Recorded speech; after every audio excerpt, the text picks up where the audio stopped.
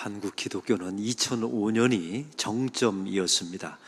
1000만 성도 그리고 전 국민의 25%가 예수를 믿는다라는 통계가 나올 정도로 정점을 지냈던 시기가 2005년도였습니다. 한국 사회가 이것이 너무나 궁금해서 한국 갤럽이 개신교인들의 의식조사를 하게 되었습니다. 첫 번째 질문은 이렇습니다. 당신이 신앙생활하는 이유와 목적이 무엇입니까? 당신은 왜 예수를 믿습니까? 이 질문을 했더니 59.4%가 다음과 같이 대답을 했습니다. 마음의 평안을 얻기 위해서 나는 신앙생활을 합니다. 하나님의 영광을 위해서 나는 예수를 믿습니다라고 대답한 사람들이 거의 없었답니다. 여러분 좀 이상하지 않습니까? 그 다음에 두 번째 질문이 이랬습니다.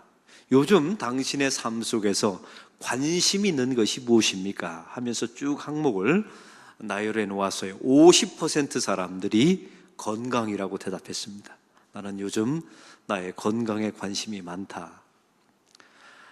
두 번째로 30%의 사람들이 나의 행복, 나의 가정생활에 대해서 두 번째로 대답을 했고, 그 다음에 세 번째 22%가 나는 돈에 관심이 많습니다. 그 다음 사람들이 마음의 평안함. 그런데 예수님이라고 대답한 사람들은 거의 없었습니다.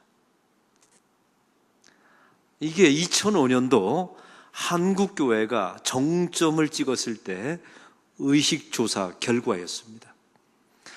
이때 많은 신학자들이 이런 두 가지 논평을 냈습니다. 잘 들어보십시오. 첫 번째, 이런 개신교인들의 의식조사를 했을 때 이게 기독교, 예수 믿는 사람, 교회라는 단어를 싹 뺐더니 불교와 하나도 다를 바가 없었다라는 게 첫 번째 논평이었고요. 두 번째로 신학자들이 이런 논평을 했습니다. 우리가 믿는 믿음은 진짜인가 정말 가짜인가? 이것에 대해서 우리는 심각하게 생각해 보아야 될 시점이 바로 지금이다라고 2005년도 한국 갤럽의 조사 연구를 통해서 신학자들이 내린 결론이었습니다. 우리의 믿음이 성경이 말하는 진짜 믿음이 맞는가? 오늘 본문을 통해서 우리는 그 말씀을 좀 나누기를 원합니다. 오늘 본문에 보면 예수님이 자기 자신이 메시아임을 증거하고 증언하는 장면이 말씀 가운데 나와 있습니다. 유대인들이 얼마나 예수님을 안 믿었으면 예수님이 당신 스스로 내가 메시아라는 증거를 댔을까요? 유대인들은 정말로 어거지로 믿지 않으려고 아주 작심한 사람들이었습니다. 그들에게 예수님이 스스로 증명하고 있는 겁니다. 내가 메시아인지, 내가 왜 메시아인지를 예수님께서 스스로 증명하고 있는 내용이 말씀 가운데 나와 있습니다. 우리 예수님께서 자기 자신을 메시아로 증명하는 데 썼던 세 가지 도구가 있습니다. 왜 세 가지 도구를 댔는지 우리는 유대인의 역사를 보면 알 수가 있어요. 법정에서 진술을 하게 될 때 그 진술이 사실인가 아닌가를 알아보려면 두세 가지의 증인이 있어야 합니다. 그래서 우리 예수님도 이 유대인의 전통에 따라서 세 가지 증명, 내가 메시아인지 아닌지를 세 가지를 통해서 증언하고 증명하고 있는 것입니다. 그 첫 번째 증명은 세례 요한의 증거였습니다. 오늘 말씀의 33절의 말씀을 우리 다 같이 읽겠습니다. 너희가 요한에게 사람을 보내매 요한이 진리에 대하여 증언하였느니라. 아멘. 여러분, 세례 요한은 누구입니까? 우리 예수님보다 6개월 먼저 이 땅에 태어난 사람, 예수님의 친척이었습니다. 이 세례 요한은 예수님의 길을 예비하고 예수님의 길을 평탄케 하기 위해서 이 땅에 온 사람이라고 말했죠. 이 세례 요한이 말했던 가장 중요한 말이 있습니다. 예수님을 보자마자 보라, 세상 죄를 지고 가는 하나님의 어린 양이로다. 세례 요한이 이 땅에 온 목적을 예수님을 증거하기 위해서 이 땅에 왔다는 것입니다. 아니, 예수님의 길을 평탄하기 위해서 이 땅에 왔노라라고 세례 요한 자기 자신이 말했어요. 오늘 예수님이 말하는 겁니다. 이 세례 요한을 보라. 이것이 바로 내가 메시아라는 증거다. 이게 첫 번째 증거였던 겁니다. 오늘 예수님이 또 두 번째 말씀하신 증거는 역사입니다. 36절의 말씀을 다 같이 읽겠습니다. 내게는 요한의 증거보다 더 큰 증거가 있으니 아버지께서 내게 주사 이렇게 하시는 역사 곧 내가 하는 그 역사가 아버지께서 나를 보내신 것을 나를 위하여 증언하는 것이요. 아멘. 여러분, 이 말씀의 가장 중요한 단어가 역사라는 단어입니다. 이 역사는 히스토리가 아닙니다. 예수 믿는 사람들이 처음 새신자들이 교회에 와서 예수를 믿으면 가장 어색한 단어가 있답니다. 이게 역사라는 단어예요. 우리는 사실 역사라는 단어를 즐겨 쓰지 않습니까? 하나님 역사하여 주옵소서. 하나님의 역사를 믿습니다 라고 우리는 기도하잖아요. 근데 이걸 새신자들이 들으면 이게 도대체 무슨 말인가? 이게 이해가 안 된다는 겁니다. 여기서 하나님께서 하시는 역사라는 이 단어는 헬라어 에르곤이라고 하는 단어인데, 이 단어의 뜻은 이렇습니다. 예수님이 누구이신가를 보여주는 기적을 말합니다. 한번 따라해 봅시다. 예수님이 누구이신가를 말해주는 기적을 말합니다. 여러분, 기적 자체가 목적이 아닙니다. 그 기적을 통하여 예수님이 하나님의 아들 되심을 말하기 위한 거예요. 그래서 요한복음에는 7가지 표적이 나와 있죠. 이걸 기적이라고 말하지 않아요. 왜냐하면 기적이 목적이 아니라 이 7가지 기적을 통하여 예수님이 하나님의 아들 되심, 그 예수님이 하나님의 메시아 되심을 말하고 싶었던 것입니다. 그래서 우리 예수님께서 말씀하시는 거예요. 이 역사를 보라. 이것이 바로 내가 하나님의 아들이심을 말하는 증거다. 이게 두 번째 말한 거예요. 유대인들 앞에서 말이죠. 또한 세 번째입니다. 세 번째 증거는 성경이다라고 말씀하고 있습니다. 우리 39절의 말씀을 다 같이 읽겠습니다. 너희가 성경에서 영생을 얻는 줄 생각하고 성경을 연구하거니와 이 성경이 곧 내게 대하여 증언하는 것이니라. 아멘. 여러분, 구약 성경의 주제는 무엇입니까? 오실 메시아이고 신약은 오신 메시아입니다. 그래서 우리가 구약을 보든 신약을 보든 예수님이 보여야 돼요. 왜요? 이 성경을 쓰신 목적이 예수님을 드러내기 위해서, 예수님을 증명하기 위해서 쓰여진 성경이었기 때문에 그렇습니다. 성경의 저자는 하나님이십니다. 왜냐하면 성경은 성령으로 말미암아 기록되었다라고 말씀하시죠. 그 성경의 저자이신 하나님께서 당신의 아들 예수님이 하나님의 아들이시다라는 것을 증언하고 있습니다. 우리 예수님께서 말씀하시는 거예요. 이 성경을 보라. 유대인들아, 너희들이 그토록 하나님의 말씀이라고 믿는 이 성경을 보라. 이 성경 속에 내가 메시아임이 드러나 있다. 이 세 가지 증거를 대고 있는 겁니다. 얼마나 유대인들이 안 믿었으면, 얼마나 지겹도록 안 믿으려고 했으면 예수님께서 세례 요한을 보라, 이 역사를 보라, 이 기적을 보라, 에르곤 이 기적을 보라, 그리고 오늘 성경 내용을 보라. 이것이 바로 내가 하나님의 아들이라는 증거다라는 핑계댈 수 없는 이유 세 가지를 대셨습니다.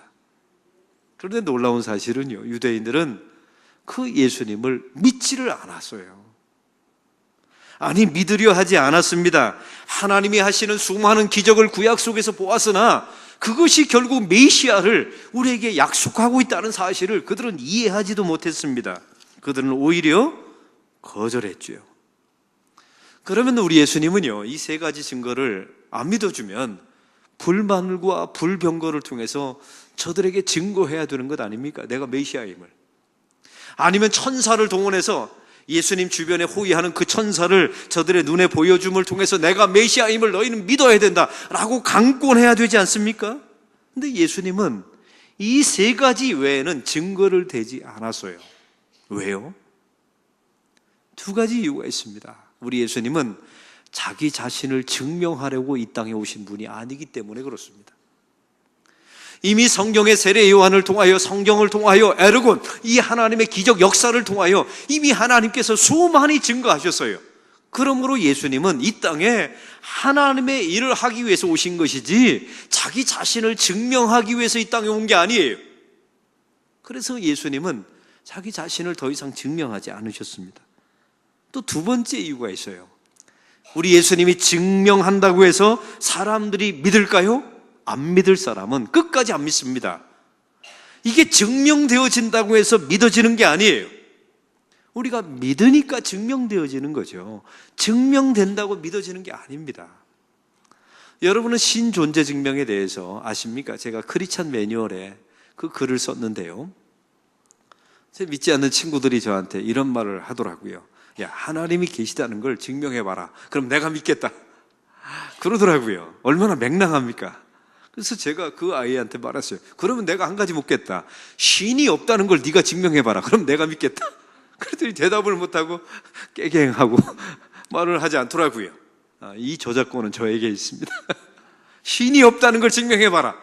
여러분, 그래서 증명되는 게 아니지 않습니까? 또 한 가지 존재론적인 증명이 있어요. 예를 들면 이게 초원이라고 말하는데, 여기 한 물건이 있다고 합시다. 이 물건이 저절로 생긴 게 아닙니다. 그 물건을 만든 사람이 있겠죠. 그 물건을 또 있게 한 사람이 있겠죠. 그 제일 원인, 첫 번째 원인을 우리 기독교는 하나님이라고 믿어요. 이 세상과 만물을 보세요. 얼마나 정교하게 만듭니까? 여러분, 참 놀라운 것은 지구가 이게 자전과 공전을 하는데 지금보다 조금 더 빨리 돌면 인류는 우주로 튀어나간답니다. 그리고 지금보다 조금 더 늦게 돌면 이 중력에 의해서 인간은 압사당한다는 거예요. 아주 절묘한, 그 인간이 살기에 가장 적합한 세상을 하나님께서 창조하시고 인간을 그곳에 살도록 창조하신 거예요.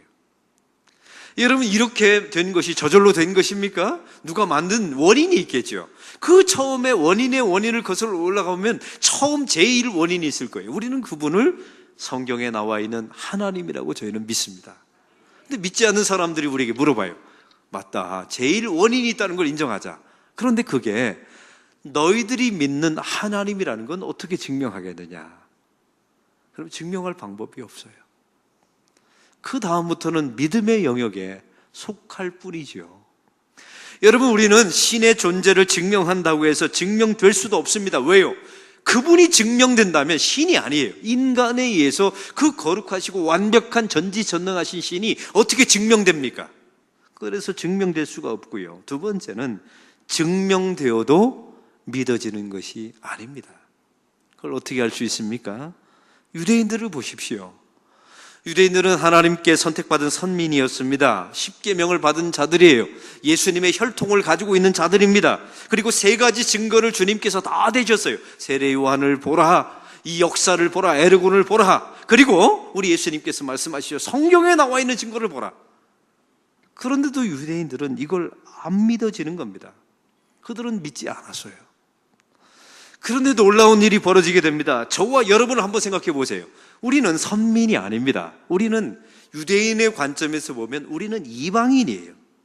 우리는 메시아의 혈통을 가지고 있는 사람도 아닙니다. 그리고 예수님께서 말씀하신 그 세 가지 증명을 직접 우리가 들은 바도 없어요. 우리 성경을 통해서 보죠. 근데 놀라운 사실은 이 세 가지 증거가 다 믿어져요. 우리는. 세례 요한이 우리에게 말합니다. 보라, 하나님의 세상 죄를 지고 가는 하나님의 어린 양이로다. 우리는 그게 믿어져요. 여러분, 우리가 믿은 겁니까? 믿어진 겁니까? 이건 믿어진 거예요. 믿음을 선물로 받은 겁니다. 어떻게 알아요? 그 유대인들은 그들이 보았음에도 안 믿었어요. 그런데 우리는 보지 않았는데도 그 세례 요한의 증거가 믿어져요. 또한 역사를 보십시오. 이 에르곤, 세상의 모든 일들이 예수를 믿으면 이상하게 그게 하나님의 계시와 하나님의 기적으로 우리는 다 받아들여져요. 내가 오늘 살아있다는 것, 내가 목회를 하고 있다는 것, 오늘 안락교회 부임해서 10년째 목회하고 있다는 것도 기적으로 저는 받아들여집니다. 참 놀랍지 않습니까? 이 하나님의 역사가 어떻게 내 삶을 통해서 이루어지는가가 믿어지고 보여요. 믿음을 가지니까 보이는 겁니다. 제 삶 속에 모든 것이 하나님의 계시로 들려요. 요즘 온천천에 걸으면 해바라기가 피어 있어요. 작년까지만 해도 코스모스가 있었는데 올해 해바라기를 심었더라고요. 근데 해바라기가 참 신기한 것이 태양이 비치는 방향을 향해서 자기 머리를 틀어요. 저는 그걸 보면서도 가다가 주님, 저도 항상 주님을 바라보며 사는 성도가 되게 해주세요. 이것도 하나님의 계시로 들려요. 하나님의 역사로 들립니다. 제가 지난주 주일날 예배를 마치고 우리 교우 한 가족과 식사를 마치고 해운대에서 오는 과정에 교통사고가 났습니다. 제가 서 있는데 만취한 운전자가 제 뒤를 와서 정면으로 받은 거예요. 제 뒤를 와서. 그분은 면허 취소당하고 아마 구속당할 것 같습니다. 그 정도 수치가 나온 겁니다. 월요일 날 아침이 되니까 골이 흔들리고 이제 두통이 있고, 그래서 병원에 가서 우리 CT를 찍고 이제 치료를 받았습니다. 근데 이것만으로 되지 않아서 이제 화요일부터 한의원을 이제 다니게 된 겁니다. 제 아내와 함께 둘이 탔으니까. 한의원을 다니는데 이제 제가 한의원에 갔더니 제가 교통사고를 통해서 여기가 아픕니다 라고 말하고 진단을 받았어요. 근데 한의사가 그러시는 겁니다. 당신은 그 교통사고 당한 부분만 아픈 게 아니라 온몸이 다 지금 정상이 아닙니다. 맥도 안 뛰고 건강도 너무 안 좋고 허리도 틀어져 있고 골반도 틀어져 있고 당신은 모든 게 다 비정상입니다. 이참에 다 고치십시오 그러더라고요. 그 다음 말이 중요해요. 공짜로. 왜요? 상대방이 100% 잘못했으니까. 저는 과실이 전혀 없거든요. 이 기회에 모든 걸 치료받으라는 거예요. 사실은 그 전날 저도 우리 아내와도 우리 입원할까 이 기회에 입원해서 우리가 한번 쉬기도 하고 다 고쳐볼까 생각도 했어요. 근데 시간이 없는 거예요. 또 교회가 건축 과정이니까 그럴 수가 없었죠. 그러면서 그 의사의 말대로 우리 부부가 이제 결심을 했어요. 이참에 허리 틀어진 것도 고치고 이제 모든 걸 한번 다 고쳐보자. 이렇게 하고 이제 나왔습니다. 그러면서 차를 타고 나오는데 이제 3일 만에 제 차가 고쳐서 돌아왔어요. 제 아내와 더불어 제가 이런 말을 했습니다. 여보, 참 야속하지. 꼭 차를 받으면 뒤만 받아. 옆을 받아야 옆도 고치고 이렇게 가로 끼울 수 있는데 뒤만 받아서 이게 뒤만 갈 수밖에 없잖아요. 그러면서 제가 이제 식당을 갔습니다. 침을 맞으니까 힘이 빠지더라고요. 우리 교우 집사님의 가정에 식당을 갔어요. 식사를 하는데 그 식당 주인이신 집사님이 저에게 이런 말을 하는 겁니다. 목사님, 제 남편이 얼마 전에 교통사고를 냈는데 아주 희한한 사람한테 걸렸습니다. 얼마 다치지도 않았는데 꾀병을 부리면서 다 입원을 하고 그리고 분명히 엉덩이를 다쳤는데 팔을 치료를 받고 온몸을 치료받는 사람을 만나서 된통 뒤집어 썼습니다. 어떻게 이런 사람이 있습니까? 제 앞에서 이렇게 말을 하는데 제가 얼굴이 막 화끈화끈 따라오르면서 야, 우리 하나님은 이렇게도 말씀하시는구나. 그래서 제 마음에 결심을 했어요. 이번에 한의원 가면 교통사고 당한 부분만 고쳐달라고. 제가 이 내용을 보면서 이런 생각, 여러분 그 집사님이 하필 그날 제가 그런 결정, 우리 이참에 다 고쳐보자 하는 당일날 그 1시간도 안 지나서 하나님께서 저에게 그렇게 말씀하시는 것 같았어요. 그러면 안 된다고. 또 그 가해자가 봤더니요, 경찰서에서 가서 조사를 받는데 집이 또 하필이면 우리가 해운대에서 사고가 났는데 안락동에 제가 목사라는 이야기를 했을까요? 안 했을까요? 안 했지요. 이런 과정을 통해서 우리 주님께서 그러면 안 된다. 이게 제 삶 속에 벌어지는 하나님의 역사 아닙니까? 여러분 이걸 우연이라고 생각하세요? 네가 목사인데 그러면 안 된다라는 하나님의 역사로 제 음성 가운데 들렸습니다. 저는 살아가면서 이 모든 게 하나님의 역사로 보입니다. 저는 유대인도 아니에요. 하나님 예수님을 직접 본 것도 아닙니다. 그러나 성경 속에 있는 모든 게 믿어져요.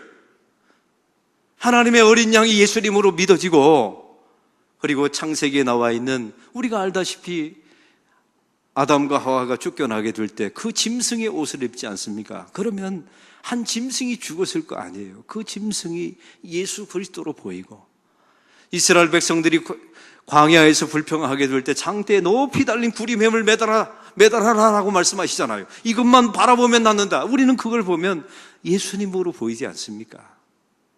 근데 이상한 것은 유대인들이 그게 예수님으로 안 보였다는 겁니다. 사랑하는 성도 여러분, 이것이 도대체 어떻게 가능할까요? 우리는 유대인도 아닙니다. 선민도 아니에요. 예수님을 직접 만난 사람도 아닙니다. 그러나 성경이 말하는 것들이 다 예수님으로 보여요. 그리고 세례 요한의 증언이 다 믿어집니다. 그리고 하나님의 애르곤 역사가 내 삶 속에 매일매일 벌어지고 있다는 것이 우리 삶 가운데 보여요. 여러분, 이것은 유대인들은 그들의 의지와 노력과 선행으로 될까요? 아니요.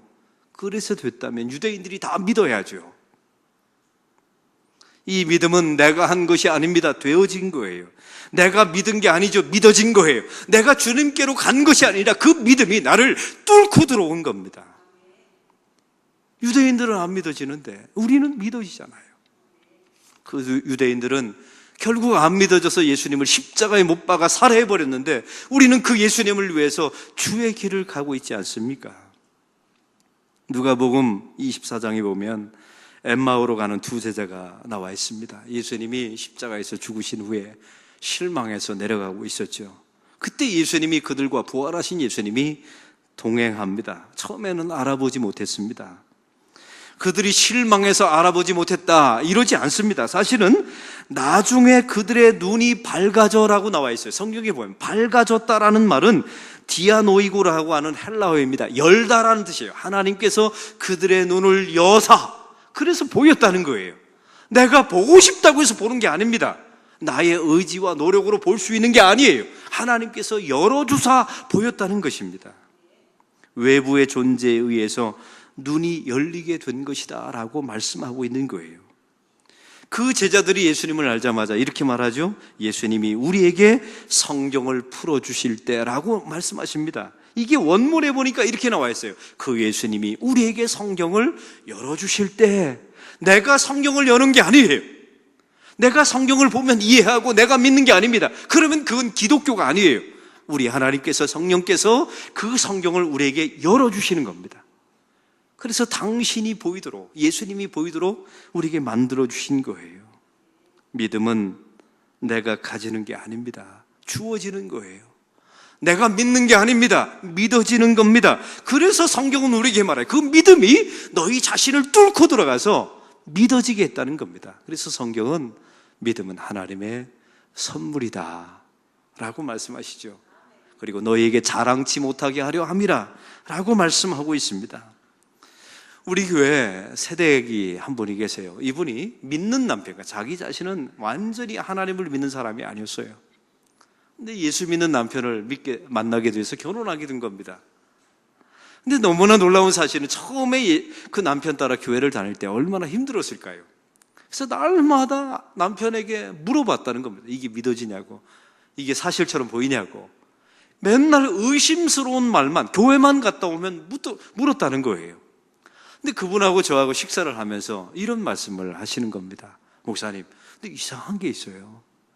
어느 시점이 지나니까, 우리 교회 나온 지 이제 한 4년 정도 됐는데 어느 시점이 딱 되니까 자기가 입을 닫더라 합니다. 그리고 의심하는 말이 완전히 사라져 버렸다는 거예요. 그리고 올라가지 않았던 손도 올라가고, 하나님 앞에 찬송할 때 항상 이러고 있었는데 손도 올라가고. 그러면서 목사님, 신기하죠? 그래서 제가 신기하다고, 믿음은 그런 것이라고. 유대인들을 보십시오. 성경을 그들은 직접 가지고 있는 자들이에요. 역사를, 하나님의 기적을 보았습니다. 세례 요한의 증언을 직접 들은 사람이에요. 그런데 그들은 안 믿었어요. 그들의 노력과 선행과 의지로 되는 것이 아니었거든요. 그래서 믿음은 우리를 뚫고 들어오는 하나님의 선물인 줄로 믿습니다. 그러면 이 세 가지 증거를 거부했던 유대인들에게 나타난 특성들이 있습니다. 잘 들어보십시오. 이 믿음이 뚫고 들어가지 못한 사람에게 나타나는 이 세 가지 특성이 오늘 40절에 나와 있습니다. 제가 읽겠습니다. 내게 오기를 원하지 아니하는도다. 이 믿음이 뚫고 들어가지 못한 유대인들은 하나님께 가까이 가기를 싫어했다는 거예요. 그런데 믿음을 뚫고 들어온 사람들을 보십시오. 참 이상한 점이 있어요. 어려운 일을 만나면 점점 주님께 가까이, 힘든 일을 만나면 주님께 더 가까이, 살다가 곤고한 일을 만나면 예배로 좀 더 가까이. 이게 믿음이 뚫고 들어온 사람들의 특징이에요. 이제 여러분에게 묻습니다. 여러분 살다가 어려운 일을 만나셨죠? 힘든 일, 어려운 일을 만나면 예배로 점점 가까이 옵니까? 하나님의 말씀으로 점점 가까이 옵니까? 그렇다면 여러분 안에 믿음이 여러분을 뚫고 들어간 거예요. 근데 여러분 삶 속에 고통이 있고 어려움이 있어서 점점 교회 바깥으로, 예배 바깥으로 뛰쳐나가는 분들이 있다면 여러분은 유대인처럼 믿음이 여러분 안에 뚫고 들어온 존재가 아니기 때문에 그렇습니다. 오늘 두 번째 유대인들의 이 믿음을 거부했던, 예수님의 증거 세 가지를 거부했던 사람에게 나타났던 증거 특징을 또한 보겠습니다. 42절 우리 다 같이 읽겠습니다. 다만 하나님을 사랑하는 것이 너희 속에 없음을 알았노라. 여러분, 유대인들은 거의 완벽했어요. 모든 걸 다 지킨 사람들이었어요. 율법 613가지 조항을 만들어서 지켰어요. 없는 것까지 만들어서 다 지켰죠. 근데 그들은 하나님을 사랑하지 않았습니다. 아주 결정적이죠. 안식일도 지켰습니다. 11조도 냈습니다. 하나님의 일도 열심히 했어요. 다 했어요. 그러나 하나님은 사랑하지 않았어요. 이들의 문제가 무엇입니까? 믿음이 저들 안에 뚫고 들어오지 않자 이런 일이 불가능하게 된 거예요. 하나님의 믿음이 우리 자신에게 뚫고 들어온 사람에게 나타나는 특징이 있어요. 다른 건 다 못해도 하나님을 사랑하게 됩니다. 할렐루야. 저는 목회를 한 지 우리 안락교회에서 9개월째 지금 접어들고 있습니다. 목회를 하면서 참 안타까운 것이, 제가 항상 모든 교인들과 다 좋고 관계가 좋고 그런 것만은 아니더라고요. 제가 싫다고, 담임 목사가 싫다고 우리 교회를 뛰쳐나간 가정들이 두세 가정이 있습니다. 그분들과 함께 목회할 때 제가 어떤 때는 고소도 당하고 고발도 당하고 또 어떤 때는 협박도 당하고 그랬을 때가 있었죠. 그러면서 제 마음속에 도대체 하나님 무엇이 문제입니까? 제 안에 도대체 무엇이 문제입니까? 제가 그러면서 하나님께 이런 말을 했어요. 하나님, 제가 그분과 밥도 먹었습니다. 타협도 하고 또 거래도 해보고 또 안도에서 새벽기도 나와서 기도도 해봤습니다. 하나님, 도대체 무엇이 문제입니까? 저는 다 해봤는데. 근데 하나님께서 저에게 하신 말씀이 하나 있었어요. 제 심령 깊은 곳에서 다 했다고? 너는 한 가지 안 한 게 있다고 주님께서 말씀하셨어요. 그래서 주님, 제가 뭘 안 했습니까? 했더니 너는 그 사람을 사랑하지 않았다고. 너는 그 사람을 사랑하지 않았노라고. 저는 이 말에 제 심령이 무너졌습니다. 맞았기 때문에 그렇습니다.